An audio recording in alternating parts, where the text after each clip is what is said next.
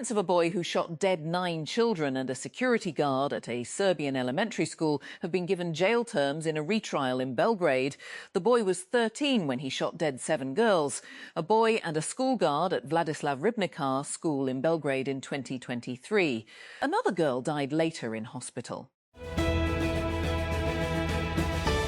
A man has been arrested on suspicion of attempted murder after a 3-year-old boy ended up in a crocodile enclosure at a zoo in central England on Thursday, resulting in him sustaining critical injuries, police said. Cambridgeshire police said officers were called following reports of an incident at Johnson's of Oldhurst, a zoo near Huntingdon, which resulted in the boy being in the enclosure. News of the damage must surely have found its way into the most isolated of bunkers. Russian President Vladimir Putin has been accused of secluding himself from the deteriorating realities of his invasion of Ukraine. But the staggering images from Moscow's skyline on Thursday surely mark a moment when even the thickest levels of insulation around the Kremlin head cannot shield him from the sound of repeated blasts just 10 miles away that obliterated refineries, leading to thick black smoke wafting over Russia's capital.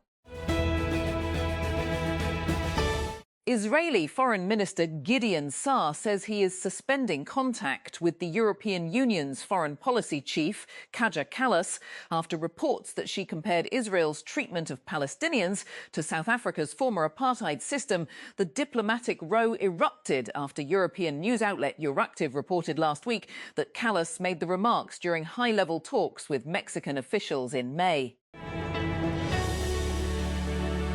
South Africa scored a penalty 7 minutes from full time as they fought back to draw 1-1 with the Czech Republic at the World Cup. After falling behind early in the group, a clash. Teboho Mokoena slotted home the spot kick after Pavel Sulk's handball handed the South Africans a lifeline on Thursday as they were staring at potential early elimination. China's foreign minister says that emerging economies remain underrepresented in global governance institutions, presenting China's new white paper on making global governance more equitable. Minister Wang Yi argued that the role of the United Nations should be strengthened and developing countries should have a stronger voice in the world body. If Amazon Web Services has its way, the cloud giant is going to push even deeper into NVIDIA's market. In what might be one of the biggest challenges to NVIDIA's AI chip dominance we've seen so far, Amazon's AI chief Peter DeSantis told Bloomberg that AWS is in talks to sell its AI chip Trainium to other companies for use in data centers. DeSantis declined to specify which companies could be the buyers of such chips. Dating app giant Match Group, which owns apps like Tinder, Hinge and OkCupid, conducted a study to determine how US singles really feel about the relationship between AI and dating. Turns out, people don't want AI messing with every aspect of human life. Across the industry, dating apps are experimenting with AI. Bumble introduced a dating assistant named Bee, and Tinder is spending so much on AI tools that it slowed its hiring process. Meanwhile, Hinge's CEO stepped down last year to launch a more AI-focused dating app altogether. Teboho Mokoena's penalty kept South Africa's dream of reaching the World Cup knockout stages for the first time alive after a 1-1 draw with the Czech Republic in Atlanta on Thursday. Mitchell Sadalek's early opener had the Czechs on course for just their second World Cup win as an independent nation. Admitting the Crime Control Department's, CCD, mistake in the shooting of a young girl in Chakwal earlier this month, the Punjab police and the CCD said on Thursday that the incident would neither be defended nor covered up under any circumstances. They also described the shooting as a case of criminal negligence, saying that the CCD official's lack of training had contributed to his inability to assess the situation correctly. The United States Supreme Court has sided with a marijuana user from the state of Texas who had argued that a federal law barring illegal drug users from owning a firearm violated the Second Amendment of the U.S. Constitution. All 9 of the court's justices ruled in favor of Ali Daniel Hemani on Thursday. The government's ability to restrict does not eliminate. The government's ability to restrict gun access for drug users. United States President J.D. Vance has been defending the Memorandum of Understanding to end the US-Israeli war with Iran, responding to criticism of the deal from members of the opposing Democratic Party and Republicans alike. But speaking during an interview with the New York Times, published on Thursday, the day after US President Donald Trump and Iranian President Pezeshkian inked the MoU, Vance reserved some of his harshest criticism for Israel, whose leaders have continually pushed Washington to continue the war. Zimbabwe's lower house of parliament has passed a bill to extend presidential terms, which would allow President Emerson Mnangagwa to remain in power until 2030.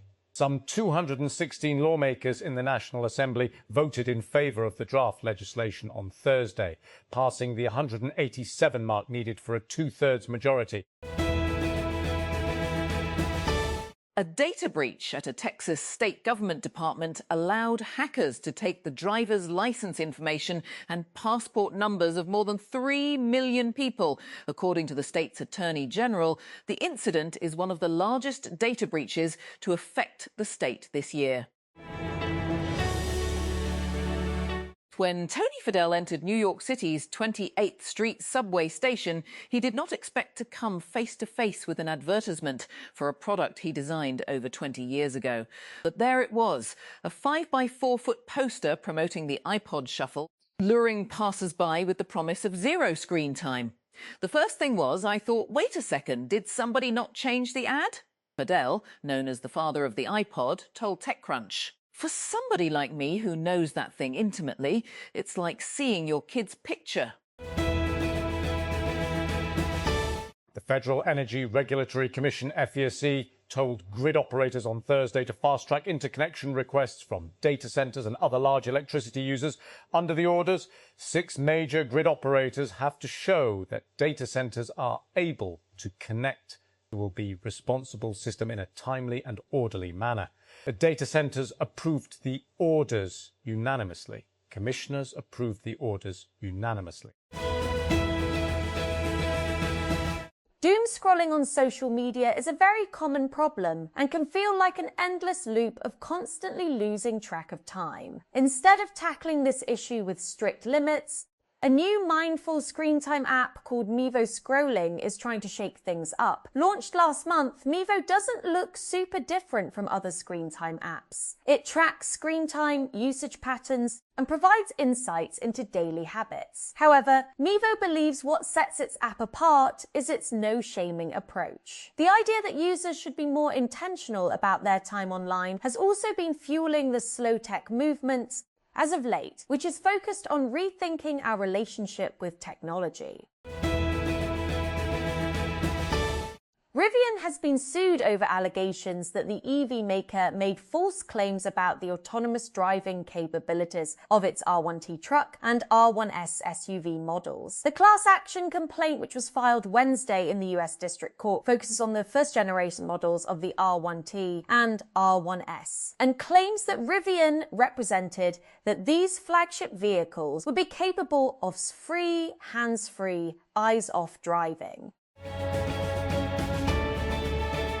Karachi e-commerce platform Daraz Pakistan has officially launched the Apple flagship store on Daraz Mall in partnership with G-Next, Apple's authorized distributor in Pakistan. According to a press release issued by Daraz on Thursday, a formal signing ceremony was held at the Daraz head office in Karachi, bringing together senior representatives from the e-commerce platform and G-Next to mark the launch.